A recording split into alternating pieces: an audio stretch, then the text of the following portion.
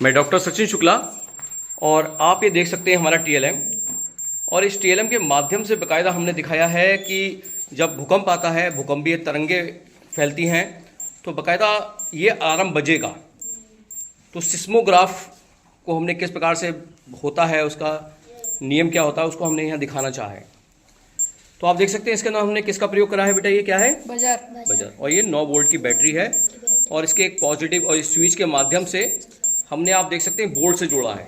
और इस बोर्ड को हमने बाकायदा एक आलपिन के अंदर से निकाला है और दूसरे सिरे को हमने बाकायदा फिर आलपिन के इस सिरे से हमने जोड़ दिया है। आप देख रहे हैं होता क्या है, जब भूकंप आता है, जब भूकंप नहीं आता तो ये सीधा रहता है, देखिए कोई आवाज़ नहीं आ रही है। लेकिन जैसे ही धरती हिलती है और ये अलार्म बोल पड़ेगा, देखो धरती हिलाई है ये, यानी भूकंप आ रहा है इस समय, तो ये अलार्म बोल उठेगा। तो बच्चों आप जानना चाहेंगे कि भूकंप क्यों आता है, कौन बच्चे जानना चाहेंगे? हाँ, तो देखिए भूकंप के पीछे कारण क्या होता है। आप जानते हैं बच्चों कि पृथ्वी की 4 परतें हैं, जिसमें ऊपर की परत राधा कौन सी होती है बेटा, राधिका? सियाल। हाँ, जिसे क्रस्ट होता है ये सियाल है, यानी इसके अंदर सिलिका और क्या है, एल्युमिनियम। और दूसरी फिर परत उसके आप देख सकते हैं ये मैग्मा, जिसमें बहुत गर्म, और इसमें सिलिका और क्या होता है, मैग्नीशियम। और उसके बाद ये बाह्य कोर और इनर कोर जो बहुत गहराई में पृथ्वी के बीचों बीच, तो इसके अंदर हमारा क्या होता है, निफे। निफे का मतलब क्या हुआ बच्चों? निकेल और आयरन। तो ये जो परतें होती हैं, जब ये परतें आपस में टकराती हैं तो उस स्थिति में भूकंप आते हैं। क्या आते हैं? भूकंप आते हैं। तो आप देख सकते हैं, इसे पढ़ भी सकते हैं कि पृथ्वी की 4 प्रमुख परतें हैं, जिन्हें क्या कहते हैं, inner core, outer core, mental और क्रस्ट। पृथ्वी के नीचे मौजूद प्लेट्स जब घूमती हैं, जिसके कारण प्लेट्स आपस में टकराती हैं और उसकी वजह से कंपन शुरू होता है। जब ये कंपन प्लेट्स अपनी जगह से खिसकती हैं तो भूकंप के झटके महसूस होते हैं।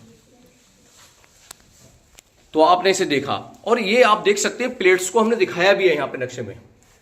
ये हमारी जो पृथ्वी है उसके अंदर स्थल मंडल है, तो उसके अंदर कितने महाद्वीप हैं? 7।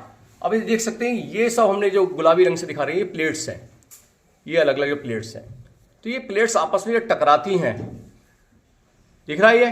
yes, तो फिर उस स्थिति में क्या था, भूकंप आते हैं। ये आप देख रहे हैं पृथ्वी की आंतरिक संरचना में, तो ऊपर हमने क्रस्ट है, फिर मेंटल है, फिर बाह्य कोर, आंतरिक कोर। और आंतरिक कोर क्योंकि ताप से ज्यादा दाब अधिक होता है, इसलिए ठोस अवस्था में होता है। और ठोस अवस्था में होने के कारण इसके अंदर क्या पाया जाता है, निकेल और आयरन, ठोस अवस्था में।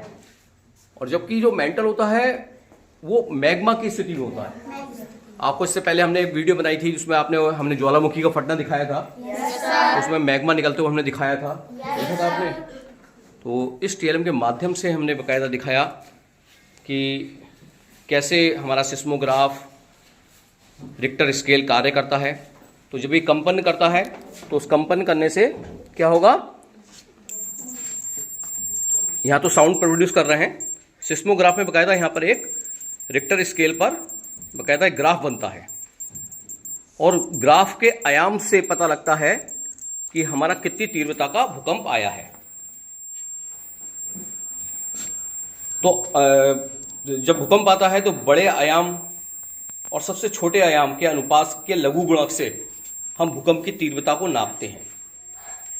तो ये बहुत अच्छे तरह बच्चों ने सीखा। मैं डॉक्टर सचिन शुक्ला